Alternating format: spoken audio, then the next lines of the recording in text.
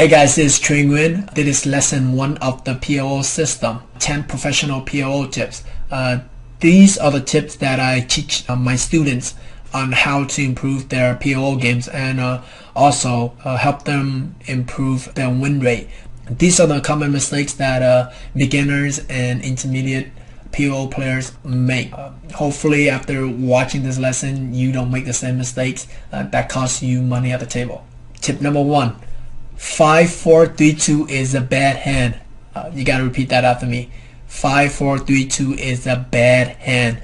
The conventional wisdom is when you have 4 cards that are connected working well together, then it's a good hand and you should consider playing it. That is correct, but that is old strategy. That advice was given a while back when not a lot of people know how to play PLO that much. There wasn't a lot of simulation. With today's tracking tools, we realize that 5-4-3-2 is a bad hand. Of course, you can play it on the button or in late position, but in early position you should highly consider folding it. Here's the reason why 5-4-3-2 is a bad hand. On a flop of King 5-4, 5-4-3-2 seems like it's a good hand, but any range that put money on this flop, 5-4-3-2 won't fare well. You rarely dominate other hands, while your straights and flushes are always dominated by bigger hands. You will often go up against pocket kings, pocket 5, pocket 4s, or a higher rep or a higher straight.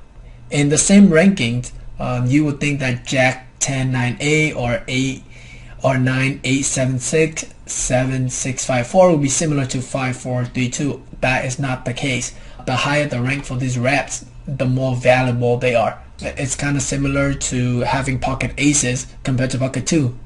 I mean, they're both pocket pairs, but why does pocket ace more valuable? Well, because of the higher rankings and they gonna win more at showdown. This is the same case for Jack 10 9 8 being more valuable than 5-4-3-2. Of course, 5-4-3-2 double suited looks really pretty. It just won't win you a lot of money because your mate hand and your draws will often get dominated by higher rankings.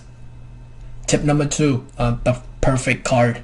Whenever you play PLO, there's always a perfect card for your hand or for your perceived hand range that enable you to bluff effectively. So example, you have ace 10 9 4 on a flop of 10 7 8. I personally would rather have Jack 9 5 4 instead, even though I only have a pair of 5 with a low kicker. The main reason I'd rather have Jack 9 5 4 is if I turn offsuit 8, I have the nuts. I would be happy to get a lot of money in. Whereas on the first holding where I have ace 10 9 4, there's not that many turn cards where I like to put money in. Besides maybe a 10, but even for a 10 I might be drawing really slim to a boat as well. So when you play PLO, think on the turn of a perfect card where you want to get stacks in, and if you don't have a perfect card, maybe your hand isn't as good as you think it is. Tip number 3, double suited doesn't mean you should do it. Now what exactly does that mean? Double suited hands often get people in trouble because it looks nice and they want to play pots with it. But there's a huge difference between a hand like Jack 10 5 4 or King 8 Queen 4 than a hand like Jack 10 9 8 double suited. As you can see, Jack 10 5 4 or King 8 Queen 4 don't work well together. They don't flop well, and when you flop a hand you don't have redraws. So on a flop of King Queen you just have top 2 but you don't have a redraw, or Jack 10 you just have top 2 with no redraw. As you can see on the left side right here, Jack 10 5 4 versus the top 25% of hands. If you look at the graph, it's a little steep.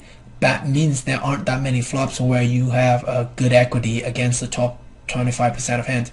But as you can see over here, Jack 10 9 8 double suited, it will flop more hands against the top 25 where you have higher equity against your opponent's range. As you can see, there's a steep right here, whereas here you have more flops with more equity over many more hands. So always remember, just because it's double suited doesn't mean you should do it. An Omaha hand that looks like it has 2 nice hold'em hands is probably not a good hand.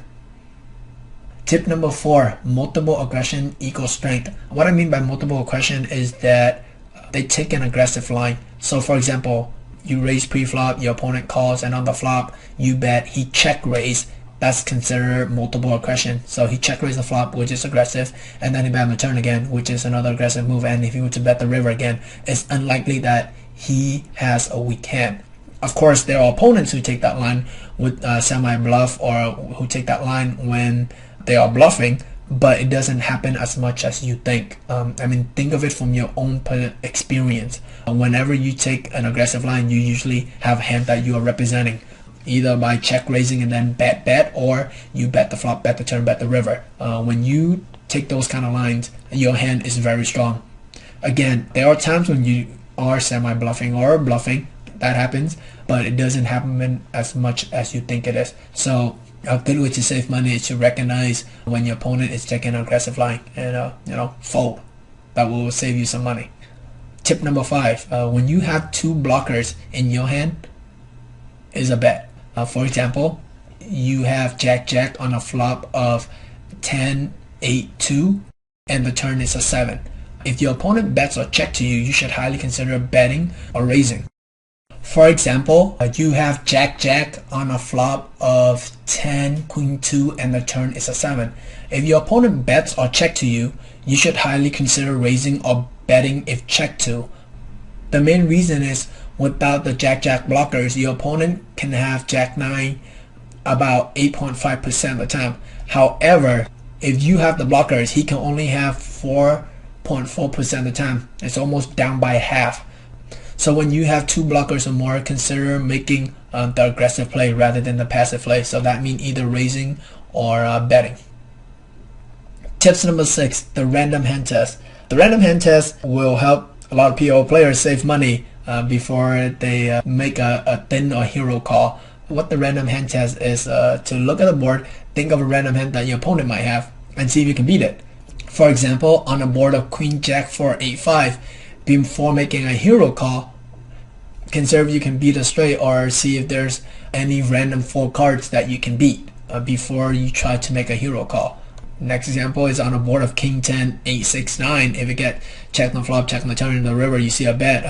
Before making a hero call, consider if you can beat a straight. This will prevent you from making hero calls too much, and that will in turn save you a lot of money. Tip number 7, Ace King 2 Rainbow is a bad hand. Now, when you first look at this hand, you think we have pocket kings, we have the ace blocker to your opponent's pocket aces. You can make a straight, you can even make 2 pair. But from my research, these hands do not win money when you are in a huge pot and you do not have top set or a flush. The reason it's a bad hand is because you don't have a suit, and that's always going to get costly, because most of the value that you derive from high card hands like Ace King 2 is when you over flush somebody. When somebody has a king high flush, or when somebody has a queen high flush, you get to take that stack. So when it's rainbow, you literally do not have anything going for you except making a set of kings or making 2 pair with no redraw, and that's not many good options. So get in mind that Ace King 2 rainbow is not a good hand, and you should only play it for 1 raise. If there's a re-raise, get out.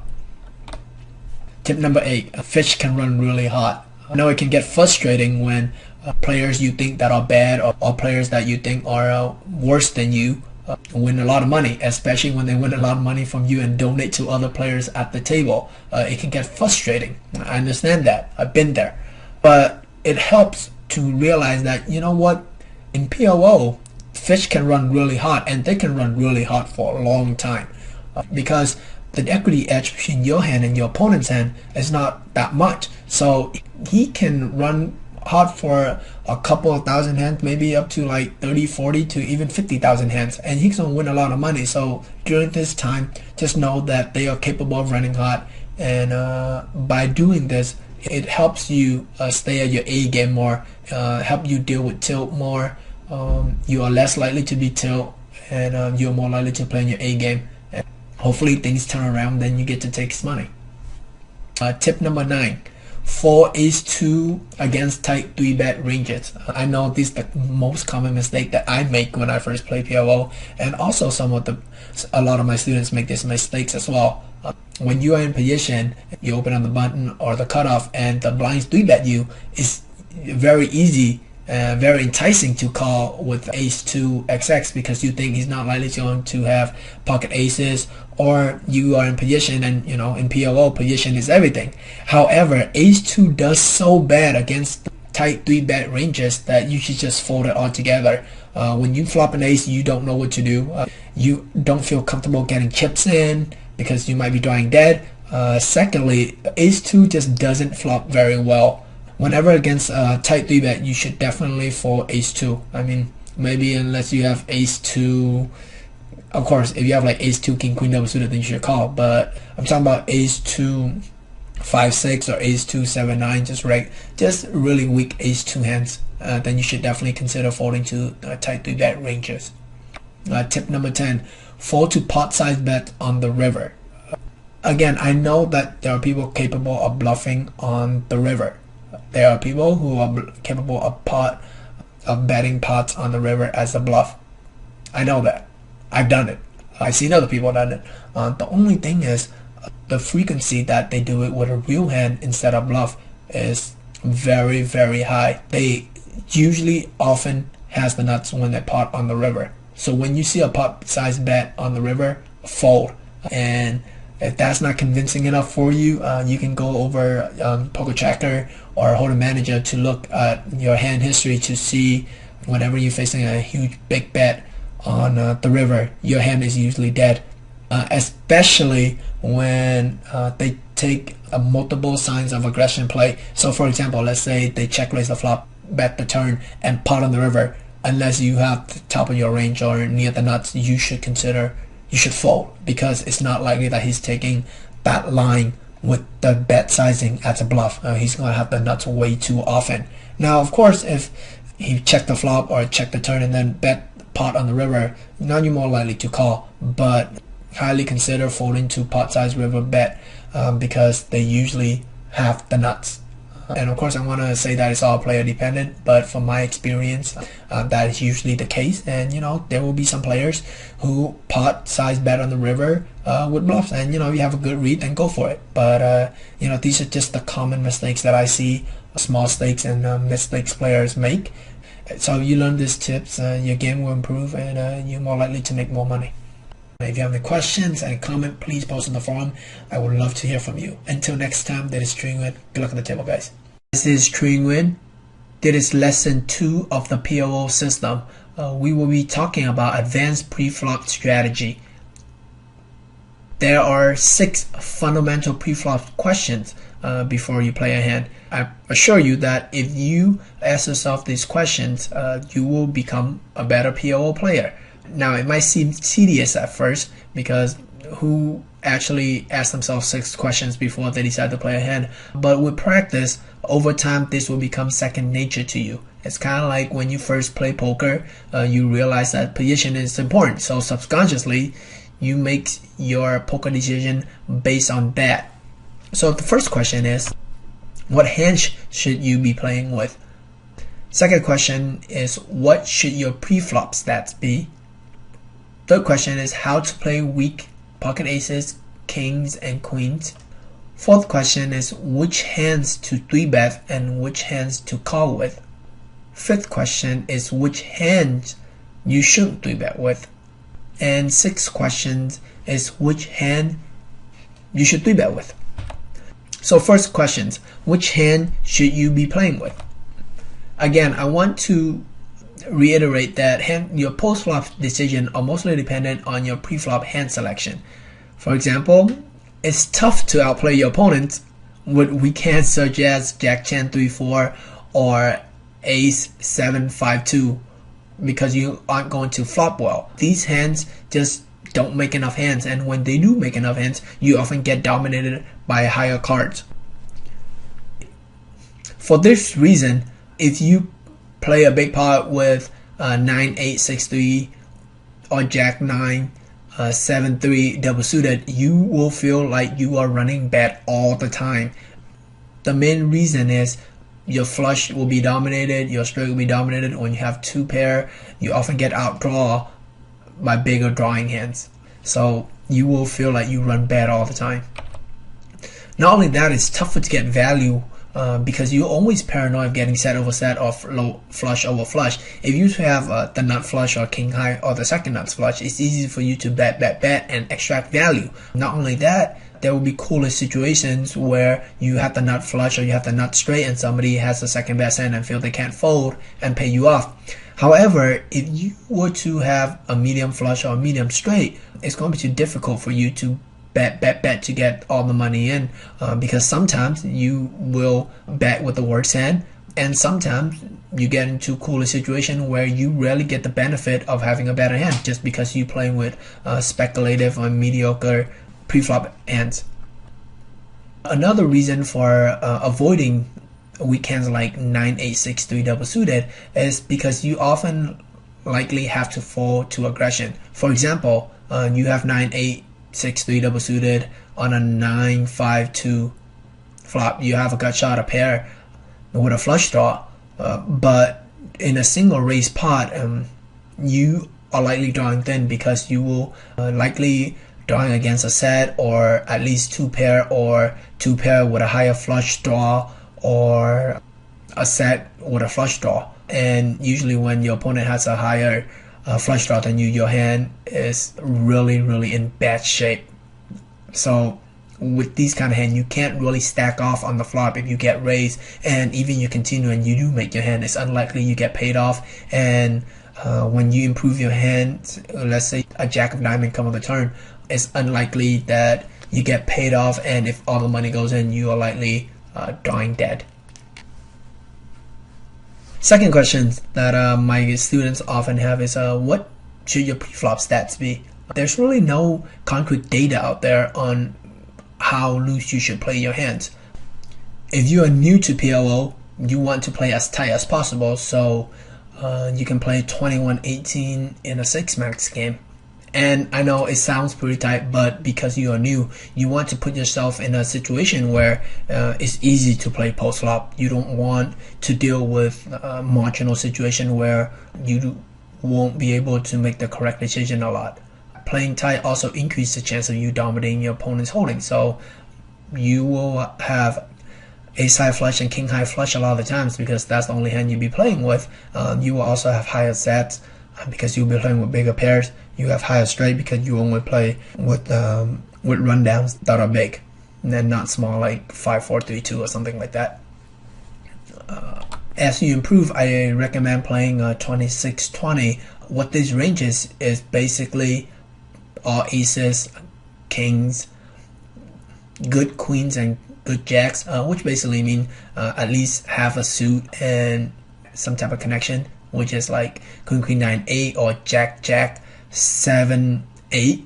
Don't play with jack 5-2. That's a bad hand.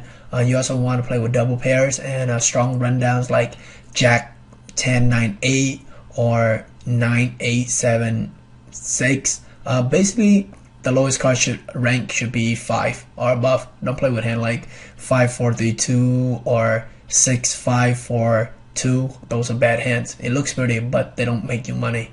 You also want to play with good suited ace high hands such as 8 jack, 10-7 single suited or double suited, or ace 6-7-8 double suited, single suited. Good suited king high hands as well, and also hand with 3 Broadway and a small card, or king with 3 small card that works together that has a suit.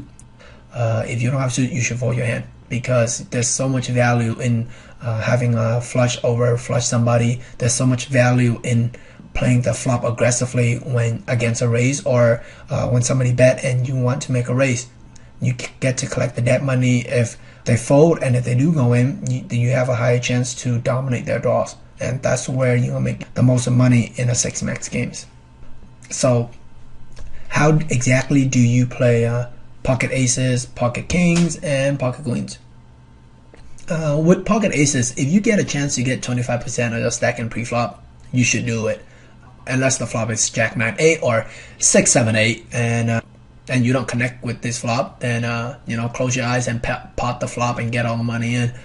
At that point, there's too much debt money in the pot already. So this situation is usually when you raise, somebody re-raise, and then you 4-bet on the flop. Just close your eyes and hope you run well, hope you hold, and if you behind, hope you suck out. There's really nothing much you can do. It just so costly to play passively after you 4-bet pre-flop.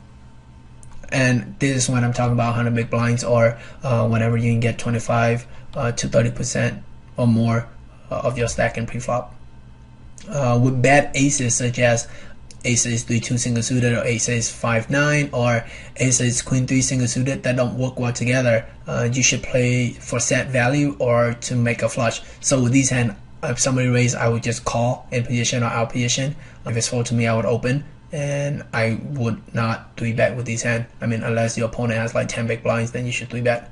But that's how you make money with these aces. With decent kings and queens, such as king 7-6, queen jack 7, I mean queen 10-7, you're going to set over set someone or to make a higher flush. So with this hand, you want to play a single pre-flop raise. Against a re-raise, you should fold. Unless you get ridiculous odds wanting to fold to you, then you have to call. But besides that, when the standard 100 big blinds, you should fold these hands. I know there's a lot of regulars out there that actually make these kind of common mistakes because it's a bad leak that unless somebody pointed out to you, you just keep making it over and over again. So fold these and 3-bet pots. You want to play with single bet pots only. And in this situation, I'm talking about single suited hands. If it's double suited, you should play. So question 4, which hands to 3-bet and which hands to call with? This is also another common mistake a lot of players make, but you can mask them if you're in position. It's not the end of the world, you 3-bet, because you can never go wrong with that. Of course, there's always a better option, and which hands to call with. So you should definitely 3-bet with hands that don't play well in multi-pots, such as 9-8-6-4 or 5-5-4-4. So let's say somebody opened on the gun and you have these hands and you're on the cutoff on the button, you should 3-bet. And the main reason you 3-bet is to get the blinds to fold. Or if you're in the cutoff, you want to 3-bet so that the button folds. And if you do get 4-bet, you have the right hands to play with. If you do get 4-bet, you have the right hands to deal with, to call against an obvious aces or maybe obvious kings. You do have the right odds, and it's pretty easy to play post flop. You hit, you continue, you miss, you fold.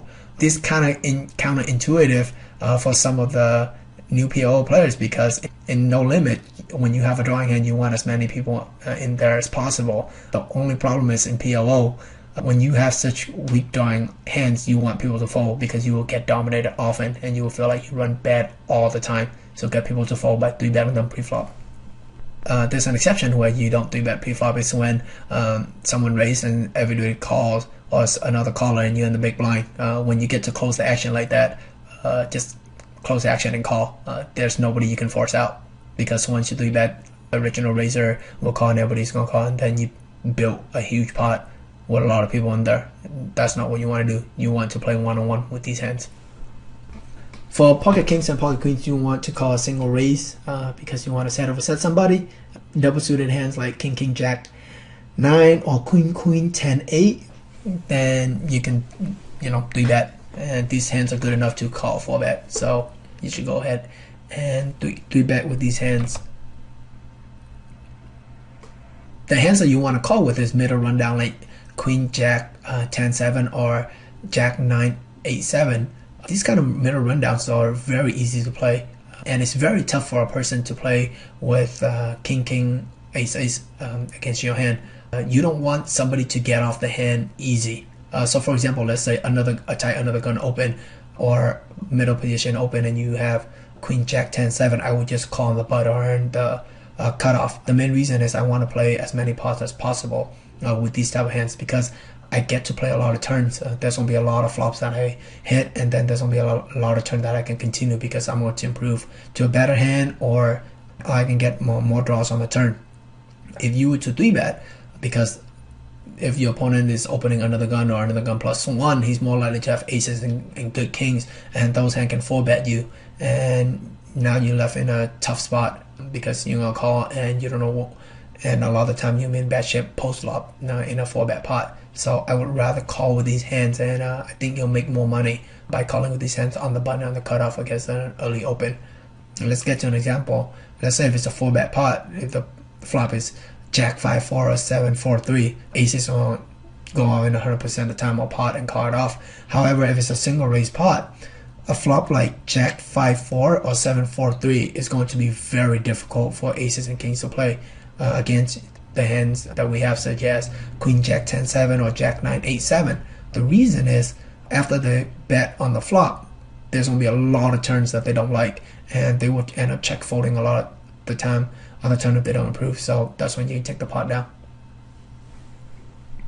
Question number 5: which hand you shouldn't 3-bet with? And Queen Jack 10-7 or Jack 9-8-7, you know, those mediocre middle rundown hands you shouldn't 3-bet with. But if you have like double suited, then yes, you should go ahead and 3-bet, because those are premium hands. Another hand you shouldn't 3-bet with is hands like Ace King 8-4 double suited or King Queen 8-7 double suited. A lot of the people that play in Hold'em, they come over, they see two nice Hold'em hands. That should be like a warning sign.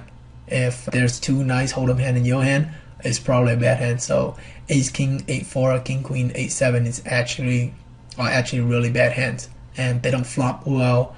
When you make two pairs, you rarely have a draw to go with it. You don't really put in a situation when you can dominate your opponent's range, or you can get on the flop and get a free roll. If you have a hand like Ace King Queen and the flop is King Queen, you know, you have the backdoor straight draw, you might have a turn an ace and beat two pairs. But if you only have the two high cards, anytime you get in, you either have two high cards and you have no redraw. And so these hands don't flop well, so don't 3-bet with them. Another hand is Ace Jack 6 single suited. I see this mistake all the time. It's easy because you have pocket aces, you have a suit, and you have another Broadway card where you can make straight, but it just doesn't flop very well. So you should definitely call with this hand pre-flop. Don't 3-bet with them and burn money. Another hand is King 8-5 single suited or King Jack 7 double suited. These hands just don't flop well.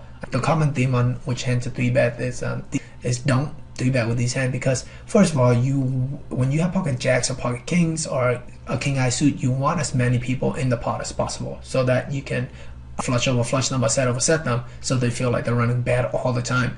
With these hands, there's no need to make the pot heads up.